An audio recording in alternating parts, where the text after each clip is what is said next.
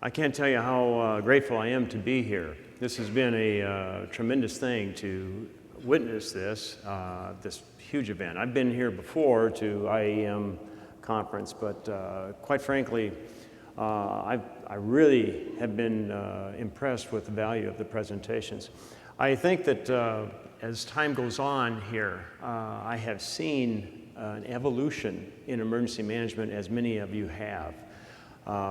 We're becoming a larger and more diverse group of professionals, and I think that only adds to the robust capability of our organization.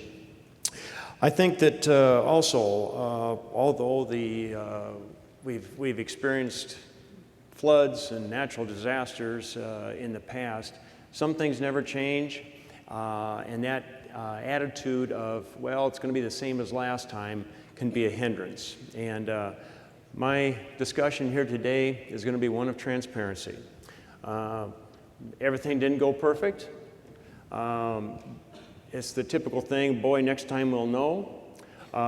It wasn't like last time type thing. All those comments were true and relevant.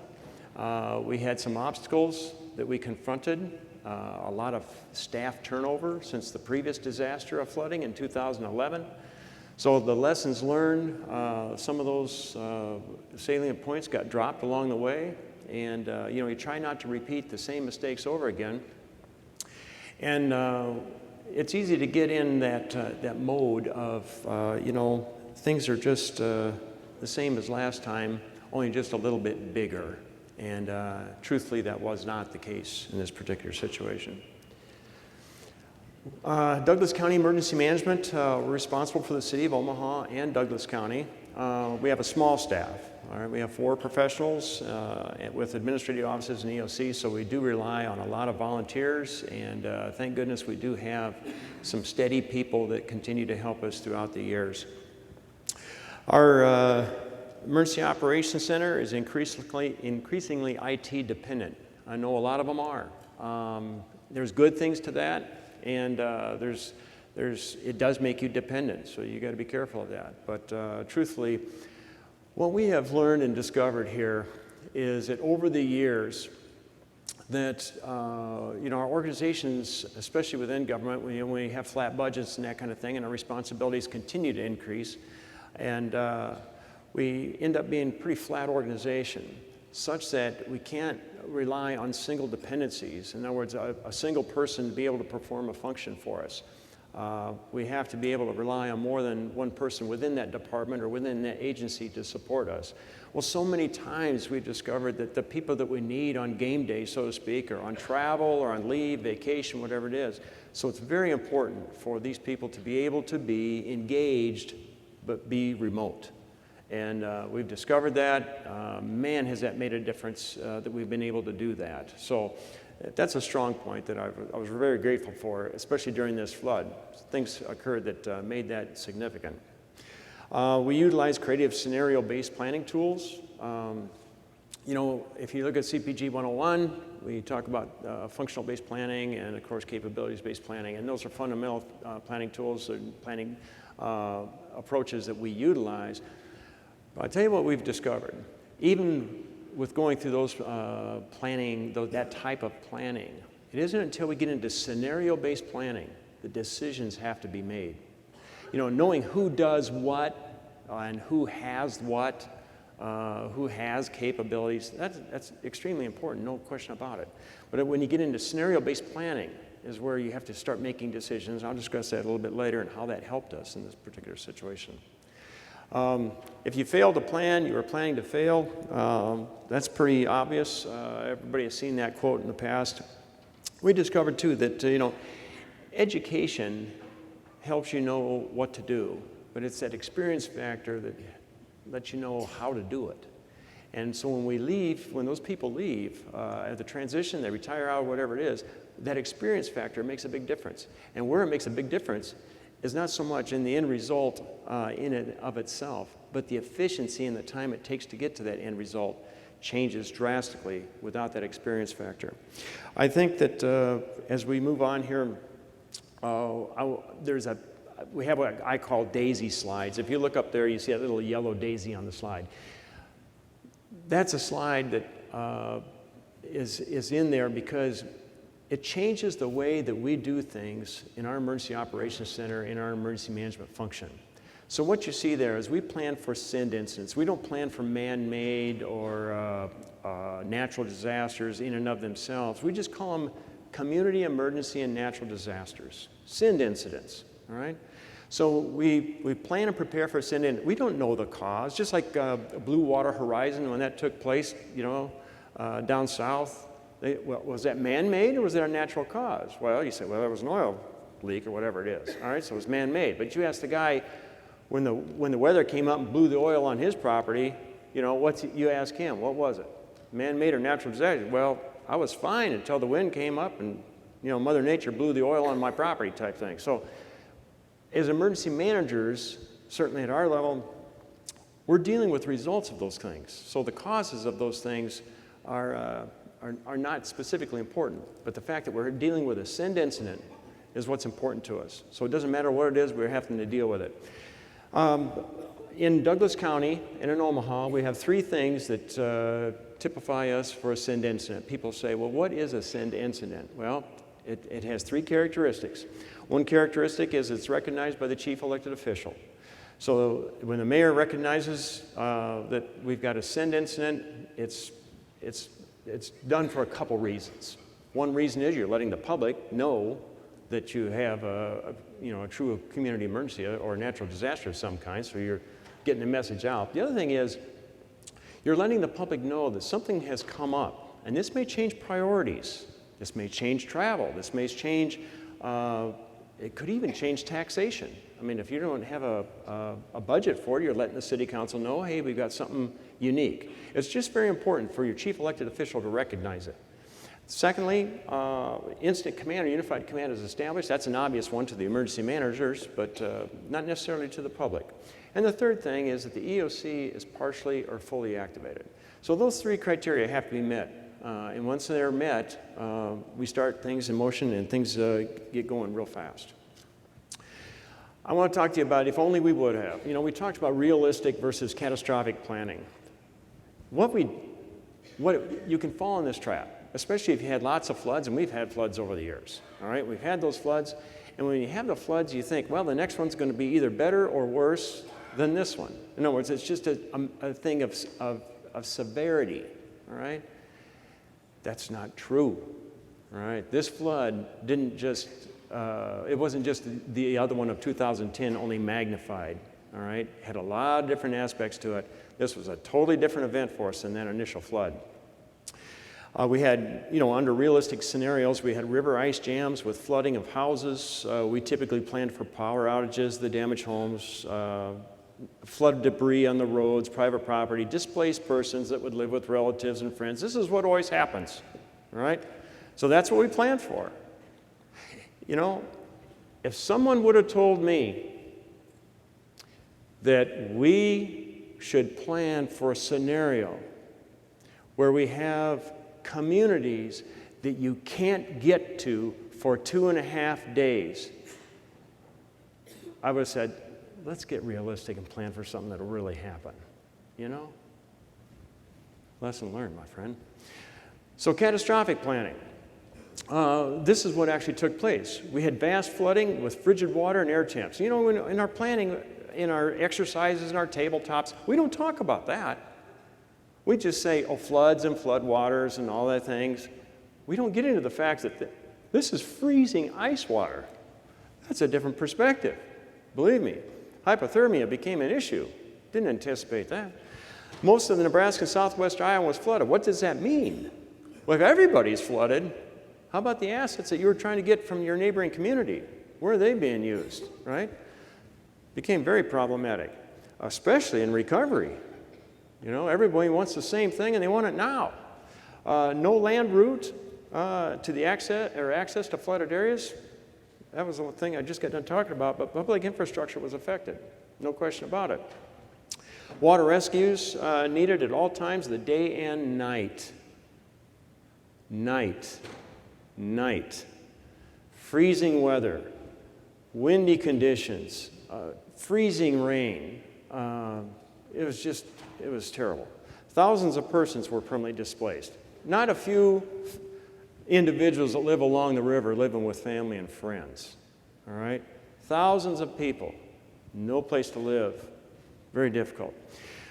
If you don't know what's wrong with everyone trying to do the right thing on their own, then you don't understand emergency management, all right? That is a fundamental premise, and there's a lot of people that don't get that.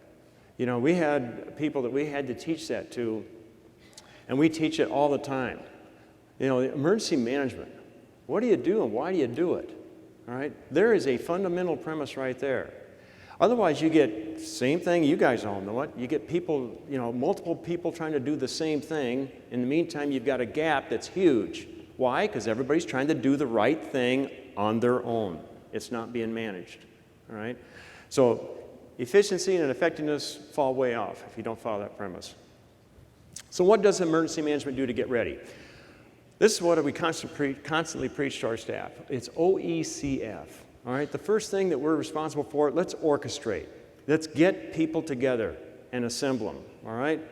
So put the right people together. And if the people that you need are not there, what's our backup plan? Who else can we get to help fulfill that need? So we orchestrate, putting parties together all the time. And especially in a changing environment where people are constantly moving on, changing jobs, retiring, that kind of thing, this becomes a challenge. Second thing we do, you got to educate. I know everybody goes, you know, has NIMS training and they go through ICS and all that. That's wonderful. That's fantastic. Got to have it. But don't assume, as you guys know, that the person you get down there in that emergency operations center on game day is the guy that was at the training, or the person who was at the last exercise. You know, we've come to a point where it doesn't matter who it is, all right? It's just-in-time training, all right? We bring them down there. We have a little notebook of their responsibilities based on their position there. And we even are, and now, based on this last flood, we're going to give them a little 4x6 card that lists about 4 different things, maybe 5 different things. You are responsible for this. And if that person says, I can't make that decision, I need to know that now, all right? Not when the time comes when we're 5 hours into this thing and you say, I can't make that decision and the boss is gone, you know, that kind of thing. So anyway, coordinate. Who is doing what? All right? OECF, the C is coordinate. All right? We have a responsibility to get the coordination in effect, again, to prevent those gaps from happening. And the last thing is facilitate. What can we do to make things faster, better, cheaper? All right? This is usually process dependent. Do you have processes in place? That is our responsibility to make sure that we have processes in place. And I'll tell you, there's no end to that. If you think there's no end to education, training, and preparedness, of course, you're in the wrong business, right? Because you never have a time where you're sitting up on your desk and saying, well, I got everything covered. I'm just waiting for it to happen. That's never the case. All right? We have a 4-body system. Now, this varies a lot. You go out in Hog Flats, Nebraska, and wherever, you know. You go out west, and the same 5 people are doing everything, all right? The EOC's on the back of the pickup truck. The mayor is also the fire chief, you know, and his wife is the clerk, and, you know, that's the way it works, right? Well, we have a 4-body system, all right? We have what we call an MSAT, an Emergency Management Senior Advisory Team. This is our chief elected officials and our department heads, and this is our policymaking group. All right, this is a very important group for us, and we make sure that those people are well informed in advance when things happen, and I'll talk to you about that in a little bit. Of course, you have the command staff, that always occurs. We have the EOC, all right, our Emergency Operations Center, and of course we have support services, people out in the field that are doing things. So the point is this is a lot of herding cats, all right, with those 4 bodies. Keeping those 4 bodies knowing what to do and when to do it and keeping them in constant communication throughout the event can be a real challenge. But I'll tell you what, when the 4 are working together and when communication within the 4 is effective, it really it fosters a more smooth response, no question about it. This is a daisy slide. This is emergency management activation levels. This is a novel approach that we utilize, and it has changed everything for us. The way we prepare, the way we plan, and the way we respond and recover. We have a level 1, which is a communications alert. A communications alert is where we, start sharing information about what's approaching us, okay? Whether it be a flood or severe weather of some kind. This might be a controversial march downtown, we start sharing information. So we let people know we're at level 1 and we start sharing that information. Level 2 is where we assess the risk and take proactive measures, all right? So we start pre-staging things, all right? Getting things done in advance, making sure that we have our shelter package ready to go. Whatever it is, we take proactive measures. Level 3 is when the incident actually occurs, all right? So when the incident actually occurs or is upon us, we send out that level 3 alert. Level 4 means that that incident occurs and it's at such severity and complexity, we need outside assistance. Now what this does, let me tell you where this comes from. Just about every crisis in life, not all of them, but just about every crisis in life follows this pattern. If you stop and think about it, all right? You could have a medical issue, all right? You think you got something wrong. You go to the doctor says, yeah, we don't know quite what it is, but here's some of the symptoms you're having, blah, blah, blah. So what do? You go home, you get on the internet, you start looking. All right, it's information sharing. You start looking for that information, you start to find out more about it. Very soon you say, hey, this might be caused by, I'm drinking too much orange juice or whatever it is, I'm just making something up, of course. But you start to take proactive measures. I better cut back on what I'm into, on something that might be causing this issue. So you start to take a proactive measure, all right? The incident actually occurs. You go to the doctor. The doctor says, yeah, you got it, methyl ethyl death, or whatever it is. And he says, I can't treat that. You got to go to a specialist or whatever it is. So you go to a level 4. You get outside assistance. Just about every crisis in life follows this pattern, whether it be, we were putting my mother-in-law in a nursing home. We went through this same pattern. These 4 elements, so that when we start getting through this, now, here's where it starts to make a difference. We're going to say, okay, we're going to exercise. We're going to have an exercise. We're going to have a tabletop exercise. And we're going to do a tabletop exercise to level 1. It's a communication exercise. We're going to test our ability to communicate with all the parties that we need to communicate with in multiple means, in different ways. Or we're going to exercise to a level 3. In fact, I had a former director of our state agency look at this pattern. He says, you know what the real challenges are? The real challenges are not your level 4 events. Your real challenges are your level 3 events. In other words, the event is at such a magnitude in your community that you've got to take care of it yourself, with your own budget, with your own assets. Take care of your level 3 events. Do those tabletops, all right? So that's what he was saying. It made sense to him as well. Like I say, this has been a game changer for us. All our scenario-based planning is based on these 4 levels, all right? And people say, well, how about an active shooter? We just heard that. All right? How about an active shooter? There is no level 1 or 2. The shooter just occurs, right? In your event, or in your community, and then you have to go out and get extra help. You go to level 4. So you go to level 3 and level 4. There never is a level 1 or 2. Yeah, but stop and think about it. After the active shooter, we've had that in our own community. What happens? We go back and we say, you know what? What information was out there about this young kid before he did this? We've actually had that happen. What information could have been shared out there? And then we have Health and Human Services and other armchair quarterbacks come in and they say, what could we have done? All right, what proactive measures could we have taken? So you see, even with the ones that don't give you any heads up, you end up going back and doing levels 1 and 2 anyway. That's why this type of flow of preparedness has really affected everything that we do. We follow it.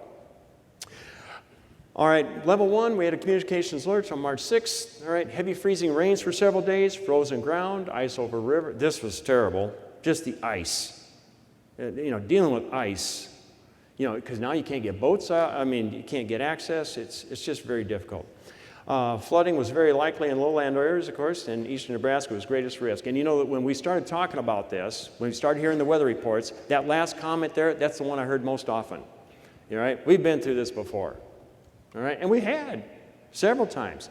based on the realistic scenario that we had talked about, not the catastrophic scenario.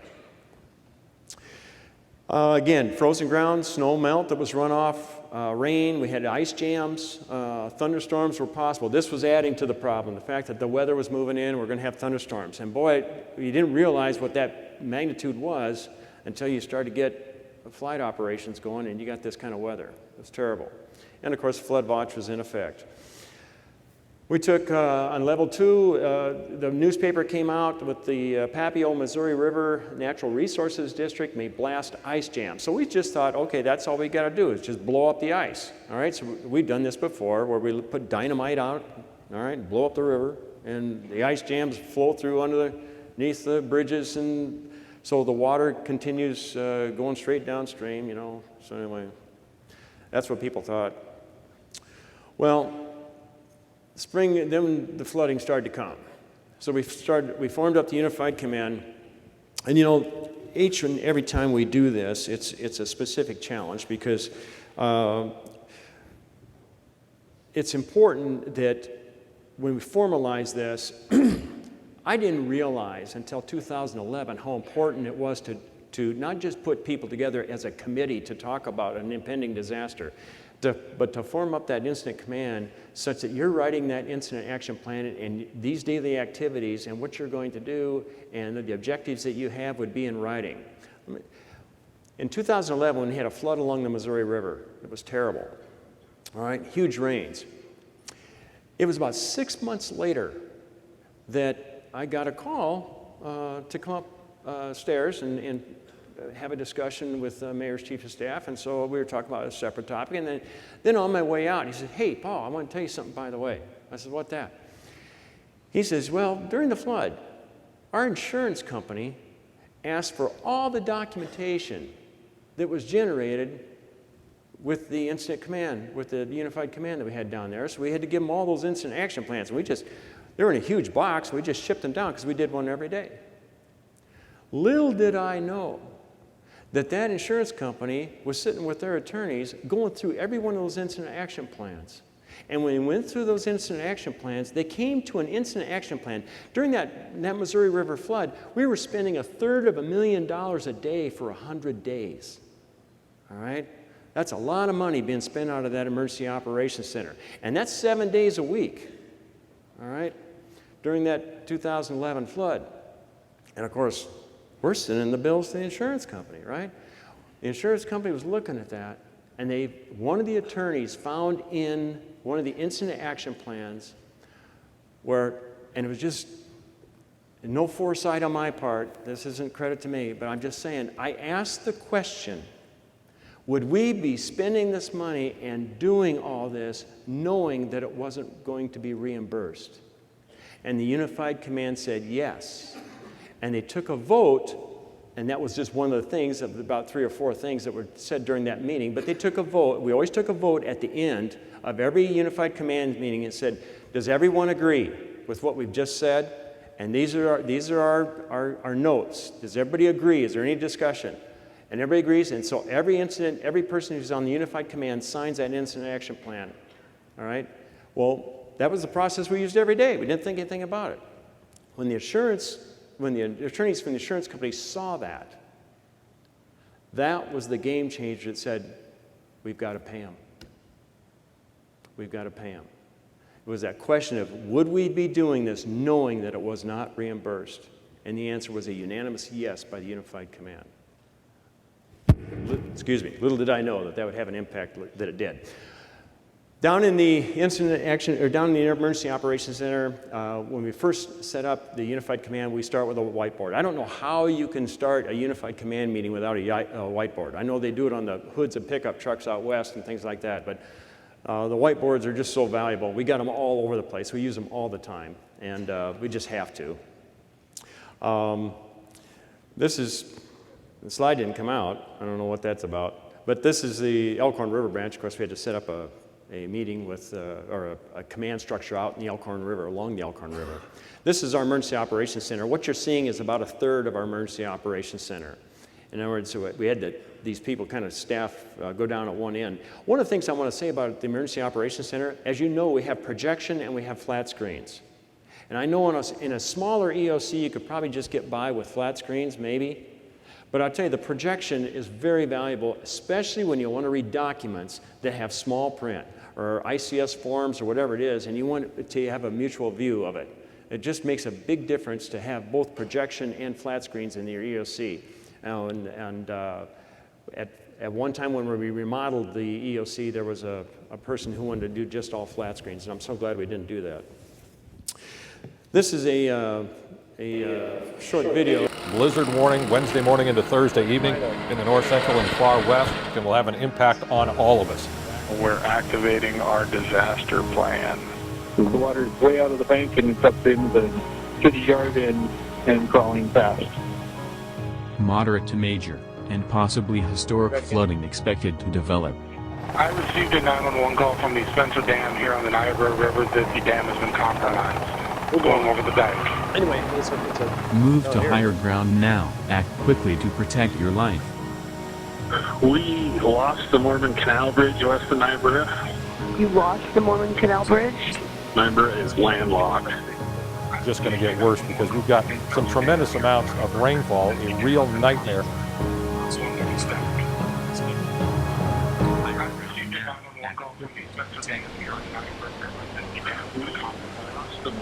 When the floods came to Nebraska in the middle of March, it seemed to happen all at once. But the waters lingered into autumn. No one doubts this was the worst, but by what measure?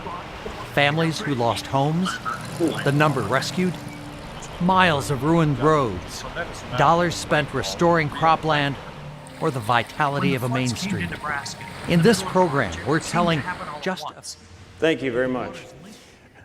This is a video that actually it goes on for about an hour, about 56 minutes. And it just shows you the terrible impact that had. If you want to look at that video, of course, it's on YouTube, and you can view that anytime. Just go to Nebraska Flood 2019, and it's an NET video. It's a tremendous video, especially you people that are in the educational arena. It really would be a good classroom video, I think, for your students. A lot of different aspects to it. You know, when we were down in the Emergency Operations Center, if you look at that hydrograph that came from the National Weather Service on the river, it says there's the Elkhorn River at Waterloo, and you start to see those river gauges and the data that it's putting out. If you look at what's circled there on the left, you can see that the river gauge is showing that the river level is going up straight vertically. That tells us something is terribly wrong. And that's not just a blip, because a blip would be like some iceberg hitting up against the river gauge or something like that. But when you're seeing a steady increase and a steady rise in water like that, that lets you know something's coming up, coming downstream that's extremely severe in terms of water. What that was is that we had a dam break upstream, and that water's coming down. This is one of the main roads in Omaha, and actually as you leave Omaha, head to the west. That's at 11 o'clock, and at 3 p.m. in the afternoon, it looks like the bottom slide. Huge difference. And of course, at 3 p.m., people that got to work that morning, they want to get home from work that evening. All right, and that road's all blocked. All right, so you got traffic incidents, you got all sorts of situations confronting you.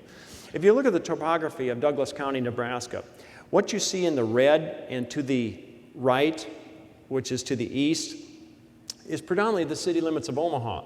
Omaha it's a topography that starts on the Missouri River, which is the eastern border of Nebraska on your far right side, and it gradually increases in elevation to the west until you get to the Elkhorn River. That Elkhorn River is where that red meets the green, all right? The constant red meets the green. So you have a bluff there, and you're about 100 feet, 200 feet above the valley. Well, the valley, all that green on the left side of your screen, is about 12 miles wide. To the far west is the Platte River, and to the east, next to the red, is the Elkhorn River. So you have two rivers, and you have all that flat space in between, all right? My brother calls this the land of no echoes, all right? I mean, it's just purely flat, and you got those rivers. So it's very severe. If you look at this slide, people don't realize there's 79,000 miles of river in Nebraska, more than any other U.S. state. All right, people don't realize that. And Nebraska is relatively flat. All right, we fly over country, right? So when a river elevates, it goes everywhere.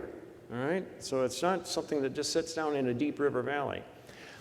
We sent out an IPAWS alert. All right, and we had marginal success with that. I mean, we identified areas to be warned, and we sent out a WEA alert and tried to notify residents to evacuate. Everyone had a cell phone. We didn't have any problem with that, but we're looking forward to the changes in WEA and IPAWS that are occurring on November 29th, just like the rest of us probably are, for more accuracy and more character length and that type of thing in the alerts. But nonetheless, that was a tool that we had and we used, and we're very grateful that we had it. As you can see, we had evacuations underway, and what I want to point out to you, on the far left is the Platte River, and there is a dike. All right, that dike is at that red line. And when that dam broke, that put pressure on that dike. And so that dike gave way. And when that dike gave way, that's where things went bad. We had water going everywhere, and the cities of Valley and Waterloo were getting flooded almost immediately. So it became very treacherous for us. One of the things I want to point out to you, if you look at that if you look at the town of Elkhorn and Waterloo, that proved to be a very critical link, and I'll describe that in a little bit. The only way to get access to the cities of Valley and Waterloo, since all the roads were flooded, all right, and the whole terrain is flooded, we only had one little spot near a football field in Waterloo, Nebraska, where we could actually land a helicopter. Everything else was underwater. The only access that we had to those communities for those 2 days was the Union Pacific Railroad had a railroad line that went into Waterloo. And that railroad trestle, believe it or not, that water was up. It wasn't up to the tracks yet, but it was just a few feet down from the railroad tracks. We contacted Union Pacific Railroad. We had people that were stranded that need medical care. The Union Pacific Railroad said, we won't put a train across it. We can't trust the trestle. What we'll do is we'll give you a high rail pickup, and you can use that. That was the only way to get in and out of those communities, was to put people on that pickup and haul them in and out, thanks to the Union Pacific Railroad.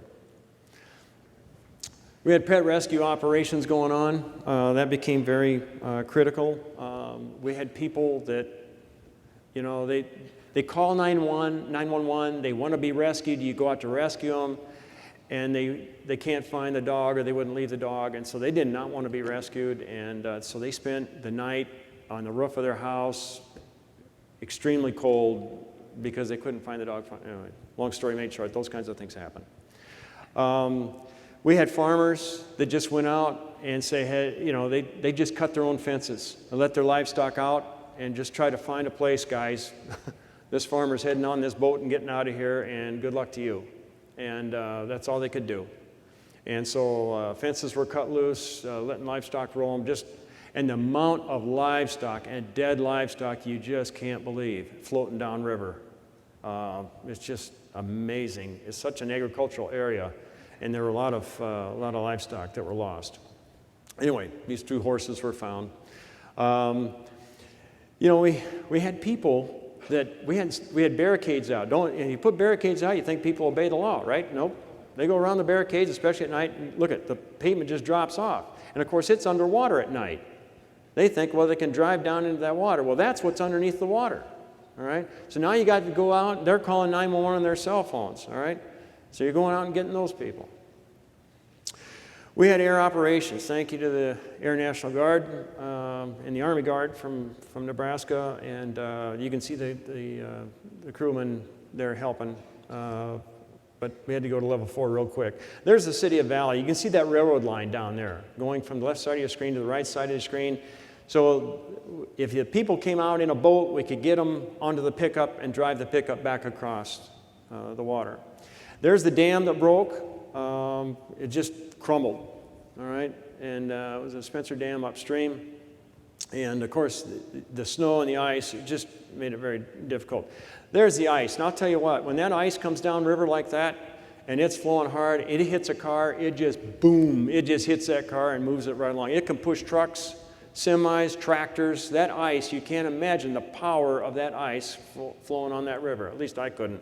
And when it hits a building, it just damages the building, no question about it. We had nighttime aerial searches going on. We found people at night. Thank goodness we had the helicopter activity. I will tell you this. We had guardsmen who spent many tours in Iraq and came back and were flying these. They said this was the worst and toughest and most dangerous flying they ever did in their lives was during this event. The wind, the cold, the rain, and you can just see from the wave activity and trying to pick up people, very difficult. We had searches during the daytimes trying to find people. You know, our systems predominantly stated we only had one cell tower that went down briefly, but even that one stayed up over time. Our IT, it's amazing. That internet never failed. That was fantastic. We really appreciated that. What a lifeline that was. Who would have thought? The BNSF railroad, train getting stuck in the water, you know? And I was told later by someone that every set of wheels that's in water is $200,000 to fix and repair in that train. Very expensive. We had rooftop rescues going on. We had rooftop rescues going on day and night. You know, people, you tell them, you warn them. We went door to door telling them to get out. We sheriffs told people to evacuate. We sent out the cell phone alerts. And people had that attitude. Oh, I've been through this before. All right, we went through this in 2010, can't get any worse than that. That was terrible, blah, blah, blah, you know, that kind of thing. And then they ended up calling 911. All right, never fails. We had night extractions going on, pulling people, because they're freezing to death. All right, they're up on top of the roof, freezing, and you have to pick them up at night. And very difficult, very difficult. Here's a submerged tanker truck. You know, here's somebody, you know, they're trying to get fuel to a community, and here they are underwater. So very challenging there. We had a $39 million wastewater treatment plant. You know, those are along the river. Of course, they go underwater. All right, very expensive. As you can tell, it looks kind of new. You know why? Because that was brand new from the 2011 flood, and here it is again. Medical evacuation and transport. This was a situation that occurred more than once, and you know, when you got thousands of people, 3,000 to 4,000 people stranded over 2.5 days, you're going to get those medical emergencies, no question about it. This is a daisy slide. What we have done, and thank you, you know, we started this public-private partnership effort a couple years ago, and I can't emphasize to you enough how important that has become for our community, because we just don't have, you know, people say when the people aren't prepared, government always fails. Boy, that is true, you know what? And so what we've had to do is engage that public and private partnership. So our faith-based organizations, but our businesses. This was an extremely valuable time. This is the first time they've ever been put to the test, and they really came through. What we do is we organize, when it comes to recovery resources, we organize it in 4 ways.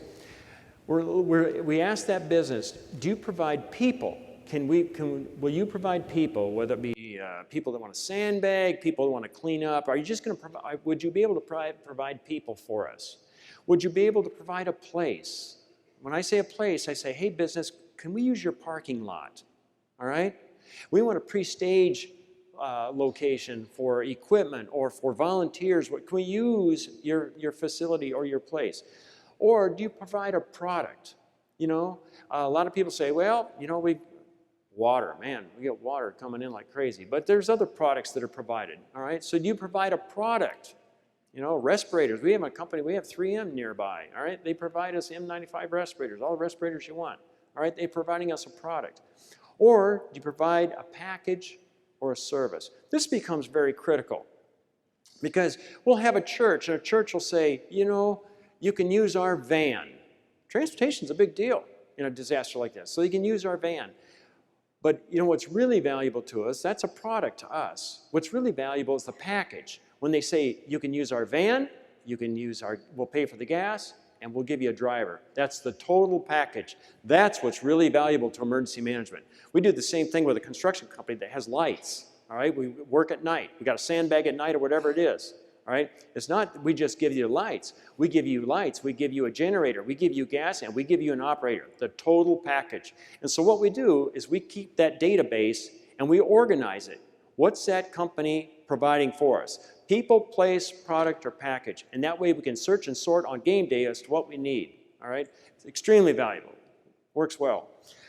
One of the things that we had to do, and we didn't do this, I would recommend that everybody get this done beforehand. Of course, we should have. We didn't. But this is a long-term recovery group that we had to set up. We just didn't have it done. And when FEMA came to town, they helped us set this thing up, and boy, was that a gift to us.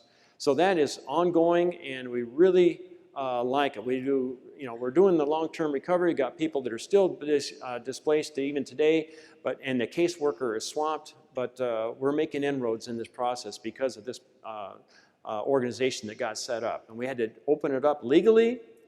We had an attorney donate their time to set it up legally and everything else. So it was very, very valuable to us. Uninhabitable housing. This is always a tricky thing. After the disaster, we had a situation, we have the building inspectors go out and FEMA goes out and they're meeting with the individual assistants and all this kind of stuff. There's a lot of confusion. I tell you, I think it's very important when FEMA goes out there or somebody goes out there to assist, and volunteer agencies, not just tell them what you're going to do for those people, but tell them what you're not going to do. That really helps in clarifying their roles. People saw this FEMA worker coming out there and they think they're going to write them checks. They think that FEMA gave me a check so my house is okay. They just want me to fix my house. Well, here comes the city building inspector. They're tagging it, saying, you're not building back here. I mean, these conflicts occur, and it becomes very troubling. Thank you to the Red Cross and Salvation Army. I can't emphasize that enough. Boy, did they come through for us on this situation. It was very valuable. We had a visit from Vice President Pence. Just wonderful situation. We had a multi-agency resource center get established by FEMA. We really appreciated that. All these organizations that step in to help, and of course, we look at them and say, what are you offering us? Are you offering us people, product, package, all right, or a place? And so we categorize them, we organize them, and again, it's very valuable. We had shelter operations in the middle school, all right? It just happened that this disaster occurred during spring break, all right? So we got the school. How grateful was that? This became a problem. All these orphan tanks. You can't believe all the farm tanks that are floating downstream. And they ended up everywhere. Some of them ended out in the doggone middle of the river. And there's no way to get at them. I mean, it was very difficult. And these tanks are sitting out there. We had tanks. We had RVs floating downriver. All right, we had an RV that ended up downriver. It belonged 2 hours upstream to somebody else. But a big RV just tumbling down the river with this floodwater. Amazing. We had 1,150 applicants for individual assistance, 217 rescues. The largest and most expensive disaster in Nebraska, more miles of river in Nebraska than any other state, you know that well. And again, we had roads, culverts, those kinds of things typically. This is a damage assessment tool that our GIS guys put together. You can see it downstairs. This became very valuable. We opened this up and it kept track of all the activity that we had to do. And it kept track of all the damage that we had, where people had been, and you just click on a site and you can see the picture of it, of the damaged home or damaged bridge, whatever it was. So that became very useful for us. These town hall meetings, at the end of this thing, after it winds down, you have these town hall meetings, all right? And the politicians love these town hall meetings. This is my third one. They're all the same, all right? It's hot. People are mad, all right? They've lost everything. The room is undersized, it creates an issue. Every one of them has been the same for me, and they start out the same, where people are hearing about what they've been through. That's not what they want to hear, all right? What they want to hear is what's going to happen now with my situation, and anyway, I can rant and rave about that, but again, 3 of them, all of them been the same. Issues. Water diversion was an issue, all right? When this flood started to happen, we had farmers that had backhoes and blades, and they'd push up soil trying to protect their property, right? Well, when the water's there and you're pushing up soil protecting your property, where do you think that water goes? That goes over on Joe's farm, all right? So Joe says, you know what? I didn't have a problem with this flood until Al got out with that blade. Here we go, all right? All these issues, it continues to go on. Displaced property and dead livestock. Who's going to remove it, all right? I've got my property here, and that refrigerator and that camper belong to somebody. It's not mine. Who's going to come down and get it off my property? I'm not going to pay to have that removed. Somebody needs to remove that, right? Whose is it? That kind of thing. Dead livestock was everywhere. We lost a lot of wildlife, just a ton of it. We had people, of course, refusal to evacuate. They refused to evacuate until they called 911 at 2 a.m. and they're on their roof, all right? And anyway, that's a continual effort. I've been to some sessions where they've talked about that. That's been very helpful, and I'll take some ideas back. Entering private property, that's a legal issue that needs to be resolved, you know? Entering that private property. Best to get that situation resolved as best you can before the incident occurs. Lesson learned there.